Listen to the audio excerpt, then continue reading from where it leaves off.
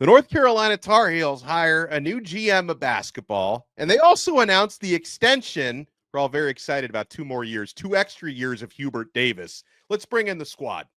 You're talking ball with the ACC squad. From Florida State to North Carolina, from Syracuse to Miami, and from NC State to California, it's the local experts of the Locked On Podcast Network, bringing you scoops, breakdowns, and the most comprehensive preview of the upcoming ACC weekend. Hang on, it could get loud, it could get heated, and it will definitely be fun. Squad up, you're part of the ACC squad. And we'll talk about ACC hoop teams on the bubble, not only for the NCAA tournament, but for the ACC tournament, because 3 are not going to get in. We'll also talk on this loaded episode of the squad about rumors about a possible ACC-Big East merger. And we got a lot to get to. I'm Alex Dono from Locked On Canes. We got Isaac Shade from Locked On Tar Heels, Jackson Holzer from Locked On Syracuse, Kenton Gibbs from Locked On Wolfpack, and Isaac. All the chatter has been about UNC this week, so I'll let you buy the first round. You got a new GM and the same head coach for a couple extra years. Yeah, man, absolutely. This had been rumored actually for a couple weeks now, of not just the fact that Carolina would hire a GM, but that it would be Jim Tanner. Apparently, this had been going on behind the scenes, and so this was by no means a shock. What was a shock, Dono, was the timing of this thing. Here we are on Monday evening, February 24th. Carolina has just won down in Tallahassee. And literally, as I'm in the middle of recording my live postcast show after Carolina wins by 11, yeah, we'll take that. Out comes this news that Carolina is hiring Jim Tanner to be their GM. The timing was weird on it. Not the weirdest timing of what we're about to talk about, but it's great news for Carolina. Because, Donna, this is the take for me on it, is that I'm so glad they went ahead with this now rather than waiting till the summer or even waiting till March Madness, because you want to get out ahead of this thing, get Jim Tanner in, let him get ready, get going, start his board and figure out who he wants to go after, all of that stuff, and get this thing rolling so that the second the portal hits, he's already had time. So I think this is great timing. I think he's the right guy for the job, has great cachet in the game. And it sounds like there might even be some sort of role for Tar Heel and NBA GM Buzz Peterson as well alongside. We're waiting on that news. But, man, I think this is a great move by the University of North Carolina. Now, what about the timing of the head coach extension, though? Let's get into that. Yeah, that one's different. So it is funny because the report is that, as we record here on Tuesday, I'm actually still trying to do some work behind the scenes to learn like why this timing, because it's odd. It was offered the contract back a little bit earlier in the fall of 24, signed by Coach Davis in December, and we're just now hearing about it, literally coming out broken the same day as the news about the GM. The funny thing is, though, as we record, there's still no official announcement from Carolina about it, although you can find the contract details on the website. So that's all there. And a lot of people have said, hey, what do you think the reaction is of a lot of people? And my joke has been, for those who are ACC squad regulars, I think Kenton and Grayson are going to be just about the same kind of response that they have to the Bill Belichick news about this. Oh, wow. I can't believe that you think I would be facetiously optimistic about Hubert Davis being brought back longer. I think that he's a fantastic coach. Hasn't he led you guys to a Final Four already? You know, what are we doing? Why are we being nicer to Hubert? Let's give him some more time. He'll figure it out. And very genuinely, not even joking about this part, I think that Tanner hire is a hell of a hire. I really do. Same. You know, you talk about cachet in the game and all that. There are very few more respected agents, more respected folks who work in that representing space than him. The interesting part of it is he does have a lot of respect in that range, in that realm. How much involvement will he have directly with the recruiting? Because I think that's a slightly different ball game. I think that's a different ball game where you're asking a different question, but it is still interesting to see. I'm not willing to go far enough to say, like, hey, I have a very strong inclination that will be a failure. Because, again, this is a guy that is very well respected. And everybody that you talk to about Jim Tanner says nothing but great things about him, which is like, that's rare in the agent world. Like, you always hear from somebody some like second round pick, or even going back further, 4th, 5th round pick that was never going to make an NBA roster. Oh, he didn't do right by me. There's nothing to be found on Tanner to that extent. So I think that he's an absolutely slam dunk hire, and I think he's an indication of the way that basketball is changing and college athletics as a whole is changing, to where you've got one guy that does the coaching, one guy that does the roster management. They're no longer one person. Well, I agree with that. I like the changing landscape of it, but it's very interesting the timing of the coaching extension here with Hubert Davis. So this happened in December, but everyone's learning about it now in late February. Why is that the case? I genuinely am asking you all, why do you announce it now? Why didn't they just announce it in December? Here's what I think it is. Here's what I think it is, Jackson, is, again, it's not something that's coming out directly. Like, it's not a press release from the university. I think here's my guess. And again, I still haven't found this out. I think this was scooped as people were finding out the GM information, and it's why we found it out at the same time. That is my guess. True. Okay. Do you think that the reporting on it, I don't think it's coincidental that all of a sudden Carolina has won 4 straight games and now they are announcing this extension. I don't think it's coincidental. That's my theory on this. But like you said, though, they're not announcing it, though. It got, but maybe but you let strategic leak. When you don't want something to leak, it doesn't leak. Yeah. I don't know about that. I don't know about that, Jackson. I mean, people like us are a bit persuasive at times and know who to talk to. Bribes? Hey, ho. I didn't say bribes now. We keeping everything above board. We do it the right way here at Locked On. But I will say this. The 4-game winning streak is not enough for me to think this is when UNC would do it. Because there's different levels for different tiers of program. UNC is not that tier of program where it's like, oh, we beat SMU. Now the fans are going to be on board for keeping them. Nah, unless you win the Battle of the Blues or something like that. Then I would say, like, oh, yeah, you just beat Cooper Flag and all those first-round picks over there. Sure, it would make sense. But, I mean, to me, knowing what I know about the folks over in Chapel Hill, I highly doubt that a 4-game winning streak is enough to be like, woo, the sweat is off our brow now. We're clear and good to sign them. I just don't. Let me give you. Hold on. Let me give you my theory on why there could be a strategic leak if that's what happened. All right, you hire Jim Tanner as your GM, which would ultimately lead to speculation. Hey, is he going to have maybe some decision power on, making a head coaching change, right? Making a firing of Hubert Davis and finding his quote unquote his own guy. And so you want to get ahead of that speculation and leak. Oh, by the way, 2.5 months ago, we signed Hubert Davis to an extension already, because otherwise the rumor mill is going to start churning, and that could become a distraction for UNC. So that's another reason why the timing could make sense. Yeah. Let me read That's from a great theory. That's actually an amazing theory. I like that. From Carolina's release about Jim Tanner's role, it says, quote, "In this role, Tanner will, among other things, help manage the construction of the roster, negotiate contracts, identify and hire new scouting and analytics staff, and spearhead player development programs," end quote. So it seems like it is going to be wide reaching. And it's interesting. His title is actually executive director and general manager. That was interesting to me as well. This is literally just pro sports. It's pro sports now. Like, no more college. It's just college in name. It's pro sport. You read that description. I mean, like, roster construction, negotiating contracts. We're talking the NBA now, except in college. Wait, I would argue North Carolina on multiple fronts is embracing that. I mean, they hire. Well, I agree, but I think most schools are now embracing it, which they should. But I'm just saying. I mean, this is. If anything, I think Carolina has been behind on getting this GM thing done. You didn't have a GM before. Yeah, you were behind. Oh, but they were on the whole, like, we don't do classes here thing. You didn't come. Never mind. But here is something that is actually very, very important to recognize here. This has been professional athletics for quite some time. Like, let's when NIL was approved, sure, that's the moment where the players made this thing a pro sport.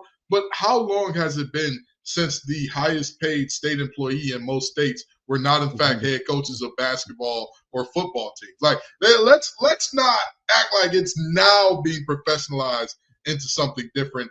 And again, UNC and their moves is just showing, with the players having power, you now need to create a different type of environment to ensure that, hey, we're protected on our end as well. Because that is the one thing that I will say, out of all of the NIL, out of all of the contracts and all that I've seen, universities have not done a great job of protecting themselves and locking down players for decent amounts of time. And I know locking down ain't necessarily the verbiage, the best verbiage to use in these situations, but ensuring that those players are on your roster, ensuring, hey, we're going to invest in you, we believe in you, we're going to support you, and now we need to know that you will be here to potentially return on that investment for a good amount of time.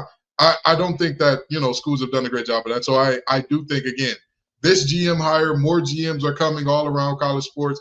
Pretty soon, you're going to be seen as an archaic thing of the past if you don't have roster construction and management separate from the coaching in one of the revenue-generating sports.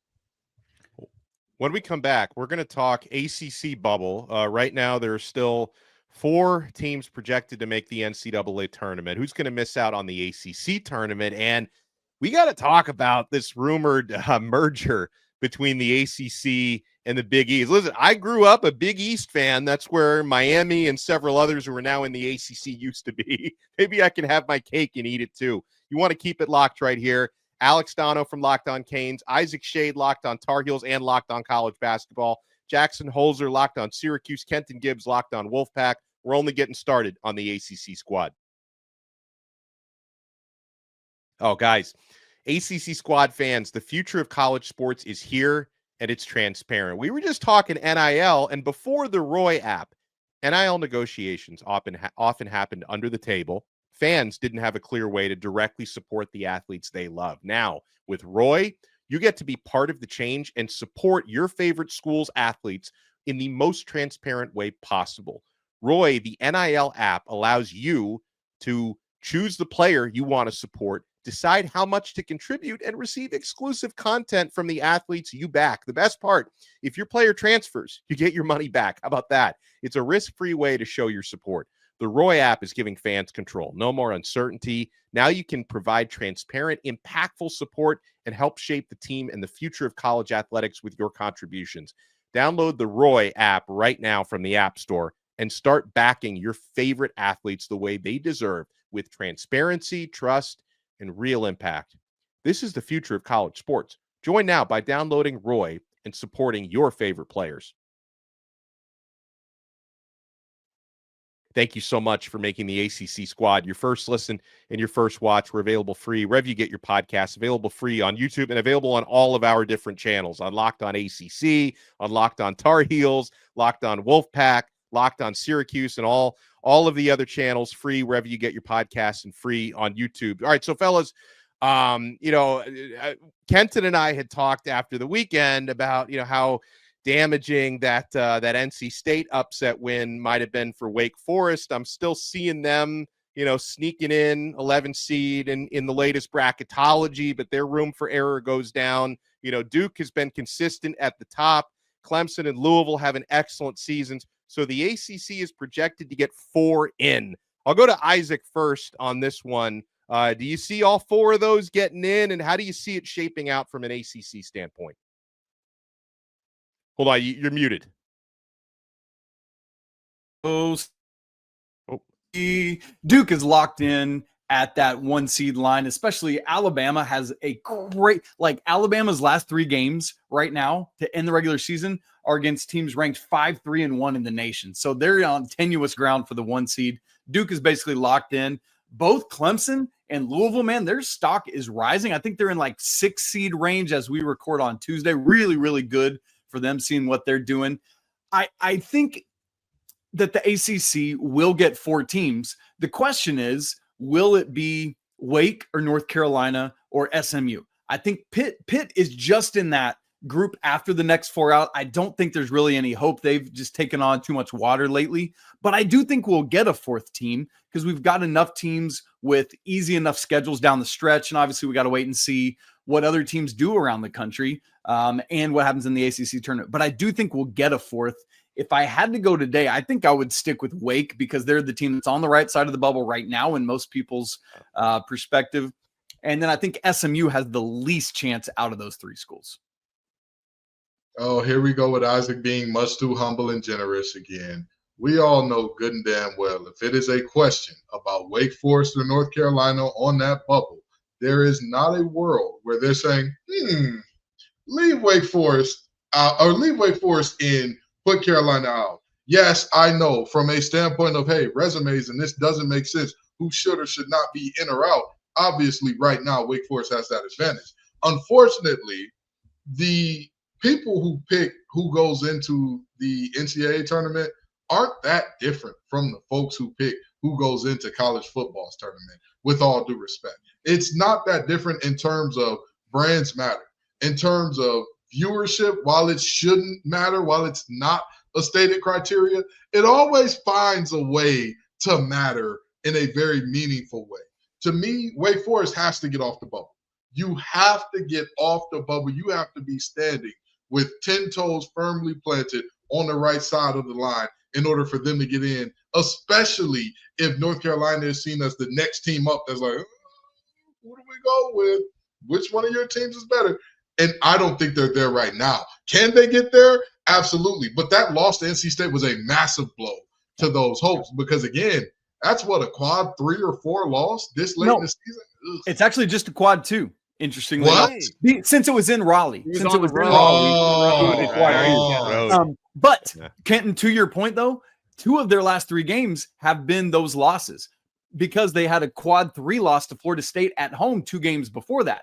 Prior to those 2 losses, Wake didn't have any losses outside of Q1. So they were in great shape because it was like, well, yeah, we haven't won a ton of quad 1s, but also we got no losses outside of quad 1. Now they pick up a Q3 loss at home to Florida State and the quad 2 loss at you guys over the weekend. And so Wake Forest has really done some damage to themselves, but they do still hold that head-to-head over North Carolina in their only meeting of the season. That might be the linchpin here. So I want to push back on Kenton a little bit. It's not that I don't agree with him on brand bias. Brand bias is definitely a thing, but North Carolina was on the bubble a couple of years ago, and they missed it. Yep. So it didn't work for them a couple of years ago being North Carolina. I mean, Isaac, was North Carolina supposed to make it? I mean, they were squarely on the bubble a couple of years ago, right? That's right. And it turned out they were, I think, like the 2nd or 3rd team out. So they were like a win away from making it, but they were right there and didn't, for sure. They were right there. And you would think with the brand bias logic that if you're really like a 2nd or 3rd team out and you're a brand like North Carolina, you would be put in the tournament field because you are North Carolina. I find this race between Carolina and Wake Forest really fascinating because Wake Forest does have that win against North Carolina. Very close, but they do have that win. That's right. They're ahead of them in the ACC standings. But when you look at the net rankings and you look at the KenPom rankings, Wake Forest is not a tournament team in the net and in KenPom. North Carolina is a tournament team, at least more so than Wake Forest. It's really going to come down. I mean, it's fairly obvious it's going to come down to the final 3 games and the ACC tournament, but like it really is. It is so close, and the margin for error is so thin. And I'm surprised. Honestly, I'm surprised that Wake Forest is still in the projected field, albeit I thought they would drop out after NC State. They lost to NC State. I thought that was almost a death blow. But instead, the bubble is right so weak always. Yeah. Well, wouldn't you say, like, Isaac, in terms of NCAA basketball tournament, isn't it a little bit harder to do brand bias than it is in football? Because like the college football playoff, it's so open to interpretation and the criteria changes every year. And it's like the NCAA tournament, obviously there's going to be teams on the bubble that don't get in and are going to bitch and moan after Selection Sunday. Happens every single year. It's not that it's without controversy, but it does seem like the precedents are more set in stone in basketball than they are in football. Yeah, that's right. I mean, they've got so many very specific. I mean, it is laid out in the selection committee's bylaws. Yeah. We look at this. We do not look at this. The bylaws for, like, for example, North Carolina's AD, Bubba Cunningham, is the chair of the selection committee this year. It's very specific about literally any time Carolina is discussed, he's got to leave the room, or any other selection committee member with their team.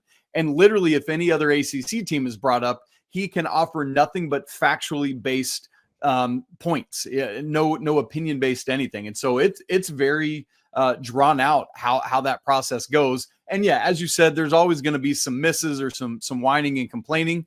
But look, the bubble is always pretty weak. And at some point, it's like, well, you're all middling teams anyway, which to me is another great point for not expanding this thing outside of the NALA.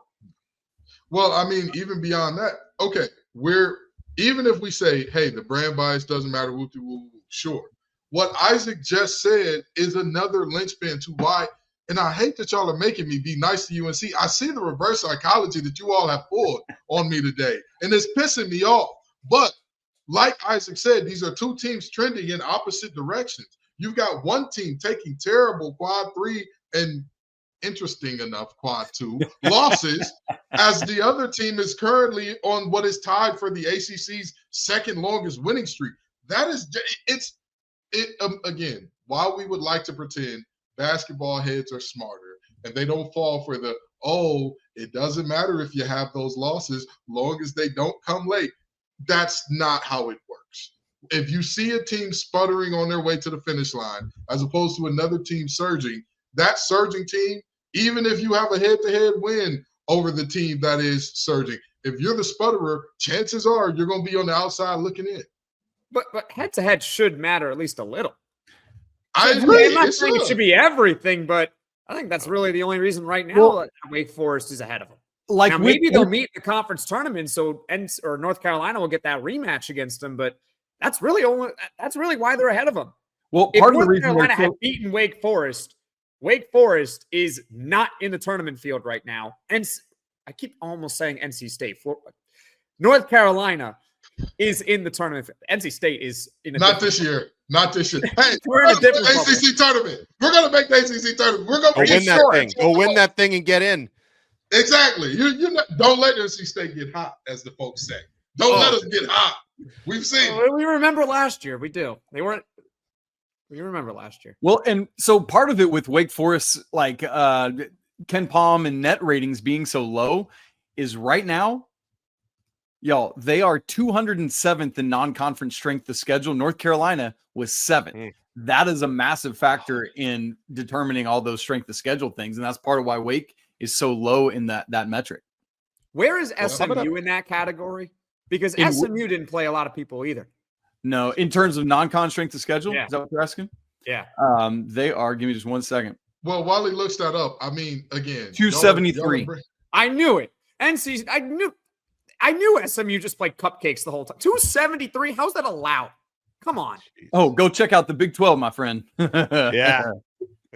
Hello. But I again, y'all are making a more and more compelling case here for why UNC needs to get in over Wake Forest. Yeah. And the case that I have made for you all, so I've done my good deed for the year. Don't ask me to say anything nice about Tar Heels for the rest of the year, please and thank you. But no, seriously, I mean, I'd be shocked and appalled if Wake Forest got in over UNC with the amount of evidence that we've just bought. Even brand bias aside here, even just what we know about these two teams from this conversation, it's tough to kind of swing that Wake Forest thing.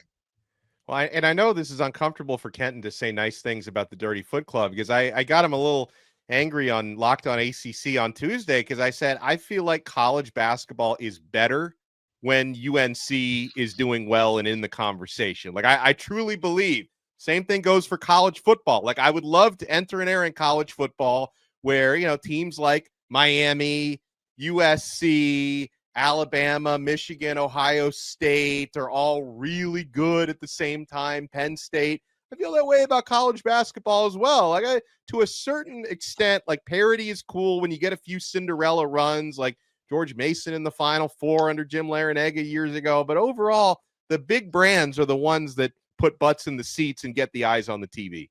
And let me say something about that, Dono, is I realized this week, I started looking at the new AP Top 25, and I was like, well, that's a recent national champion that's not ranked, and that's a recent national champion that's not ranked. You got to go all the way back to 2015 in Duke's national championship, the last national champion that is currently ranked. Kansas, UConn, Carolina, Villanova, Baylor, none of them are ranked in the AP top 25 right now. And that, man, there's got to be some correlation to NIL and the transfer portal along with that. Yeah. I would think so. Well, when we come back, maybe here's a way we can fortify ACC basketball into the future. Why don't we absorb the Big East? Want to keep it locked right here. We're not done yet on the squad. Life moves fast, especially when you have a family. One day, you're watching your kids take their first steps, and before you know it, they're off to college. That's why securing their future is so important. Fabric by Gerber Life makes it simple to get term life insurance that fits your family's needs. With Fabric, you can apply for term life insurance online right from your couch. You can be covered in under 10 minutes, and in many cases, no health exam is required. As a parent, I want to make sure my family is financially protected no matter what happens. Fabric gives me that peace of mind. You can get $1 million in coverage for less than $1 a day. So protecting your loved ones doesn't have to break the bank. Join the thousands of parents who trust Fabric to help protect their families. Apply today in just minutes at meetfabric.com/lockedoncollege. That's meet, MEET, fabric.com/lockedoncollege. Policies issued by Western Southern Life Assurance Company, not available in certain states. Prices subject to underwriting and health questions. Thank you for making the ACC squad your first listen and your first watch today. Guys, when I first saw this headline over the weekend, I kind of thought, oh, this is just like a complete troll and a joke, but maybe there's something to this. Now, this is something that Coach K and Rick Pitino have both lobbied for in the recent past, that, why don't the ACC and the Big East, which of course, is basketball heavy conference. UConn is the only school that has a football team in the Big East, but for basketball, why don't they merge? Why don't they combine their powers? And then the Big East commissioner, Val Ackerman, I don't believe Jim Phillips has commented on it yet, the ACC commission, but the Big East commissioner has entertained the idea. Let me read to you guys what she said.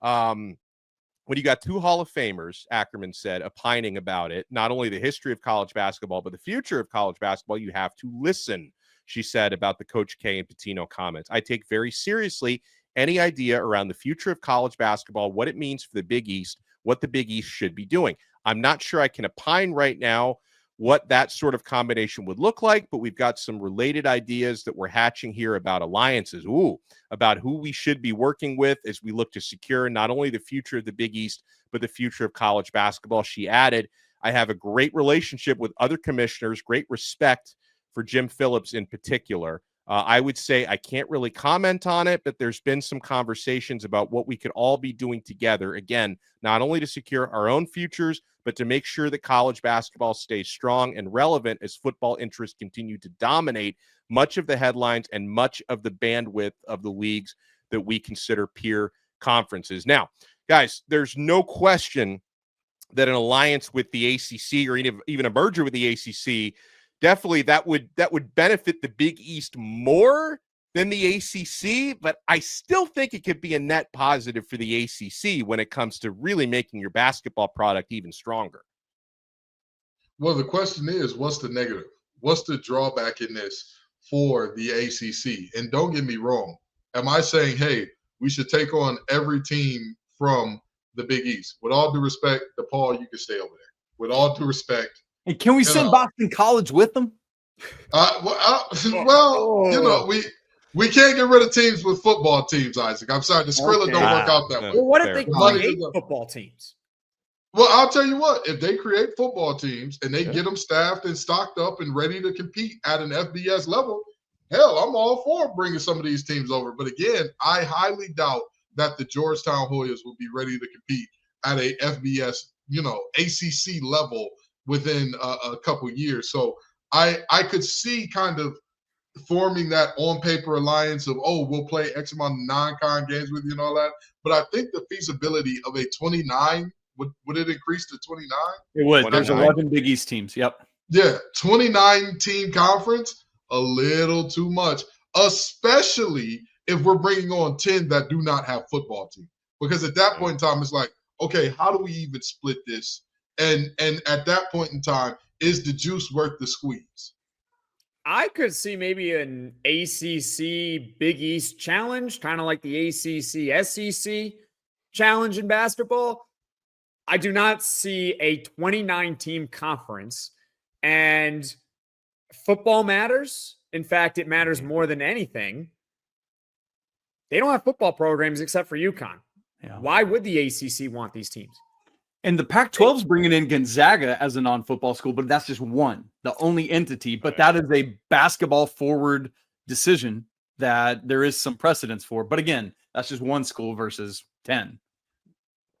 And obviously, to do something like this would be very complicated because of the TV contracts. Now, there could be a 2031 opening. This is speculation, but for those who have been following the settlement talks between the ACC and Clemson and Florida State, who are suing them, one of the rumored potential settlement terms would be the ACC actually decreasing the grant of rights to expire in 2031.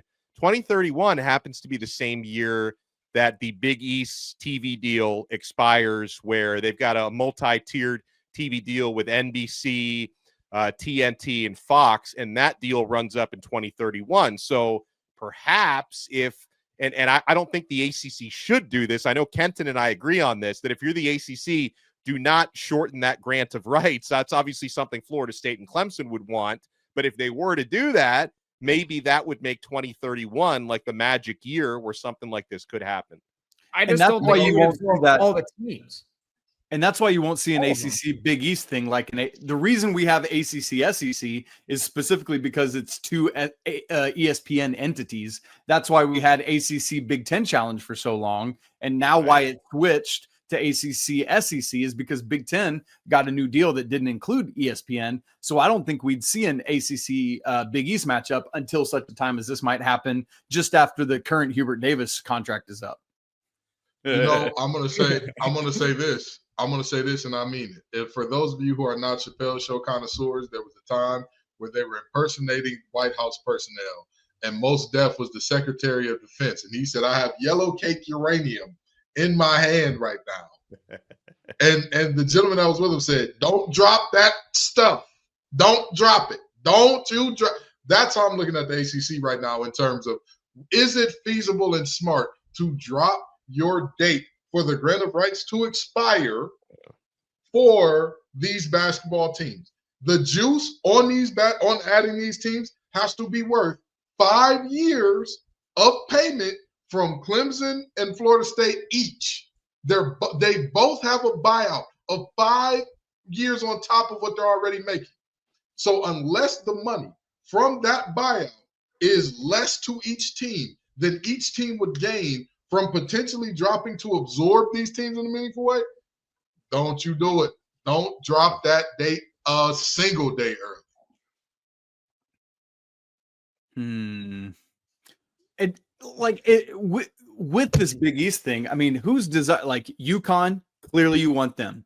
St. John's is back again because of Rick Pitino, but how long? That's not going to last. That's exactly true. As long as he's there, it matters. But I mean, won't somebody think of poor Rick Pitino? Remember what he said about all the cheating last time? He said that big major college basketball did this to him. Yeah. Won't somebody think about poor Rick? It would be great to have him back in the ACC, though. What a redemption! It would. Absolutely. But I'd love to cover some of their recruiting business. I'd love to. Creighton's been great. Marquette's been great. Villanova in the Jay Wright era. That's the thing. Is Coach Cooley going to get Georgetown back going? So there's a lot of question marks, right? And as long as Hurley's at UConn, they're going to be great. But and Shaka and Marquette, I think they're going to continue to be great. But that's the question too. Who is stable? I don't know. They also don't have football. The only program that has football is UConn. Right. That's what matters. Nobody cares about UConn football. Nobody cares about UConn football except for UConn football. They care about UConn football. Even that's debatable. Oh, they do. It's important to them. It's football. Someone in the Big East, can someone else create some football teams? I sit here as the team that lost to UConn in a whole game. Money to do it. There's that. There's enough money to go around here. Come on. Is there enough money to go around to form a fully functioning FBS team? I don't know. That's an expensive operation. You got to travel. How many guys on the travel team? What, 60 something, 70 something? Well, it would take years. But my point being is that if you want to join the ACC, maybe you should start a football team now and be like, all right, we'll be ready to go in 6 years. But aren't like raise money. But in that league, a lot of small Catholic universities, like they just may not, not every Catholic university is Notre Dame. Like they don't. I think there's a reason why they don't have football teams. Why does this benefit the ACC if you don't have football? And the idea behind it is if these teams are willing to join for basketball, they bring increased viewership in basketball. But again, that's why I said it logically, the juice is not worth the squeeze. A lot like how everybody from the ACC was saying, my school is going to vote. No, we're going to vote to get out of the grant of rights. And I'm like, okay, but where's your school going to go? Yeah. Everybody imagines themselves as being like, we're good enough for the Big Ten. We're good enough for the SEC. And it's like, okay, now you do know when you go into that world, you have to break up the pie. There's only but so much pie on the table.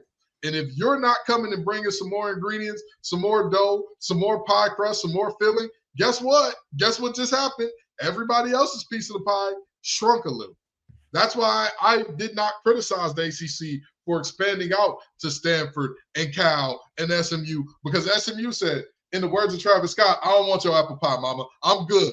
I don't need to eat off what y'all eating off of. Just let us at the table, period, and we'll be okay. That may not be the case for an Xavier. That's just not realistic for Villanova per se. Well, all this pie talk is making me hungry, so we'll wrap up this episode of the squad. I'm going to go cut out my piece to that pie. Huge thank you and shout out to Kenton Gibbs from Locked On Wolfpack and Locked On ACC, Isaac Shade, Locked On Tar Heels, Jackson Holzer, Locked On Syracuse. I'm Alex Dono from Locked On Canes and Locked On ACC. We will talk to you guys next time on another episode of the squad right here on the Locked On Podcast Network. Your team every day.